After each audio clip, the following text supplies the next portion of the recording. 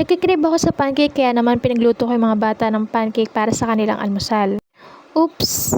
Medyo natapon. Palitan na nga natin ang lagayan para mas mahalo natin siya maigi. Tapos lagay na rin natin yung isang itlog. Isang itlog lang yung lagay ko para tipid. Tapos mix-mix lang natin siya. Tapos nilagyan ko na nga rin siya ng konting asukal. Next, ito namang coconut flour yung gagawin kong mixture para sa aking pancake. Half of cup of flour lang yung nilagay ko, tapos 2 egg. 1/4 cup of water, tapos 1 teaspoon ng baking powder. Una ko na nga lang din niluto yung pancake ng mga bata para matapos na at makakain na rin sila. Jaran! Finish! May pancake with twist. Ilagyan ko nga lang din siya ng chocolate marshmallow para yun na yung twist. Next naman natin is yung coffee namin. Namin ni husband. Sarap ng mainit na kape sa umaga. Hindi ako naglalagay ng sugar sa coffee ko, basta black coffee, tapos lalagyan ko lang siya ng Himalayan pink salt. Then kay hubby naman ay stevia.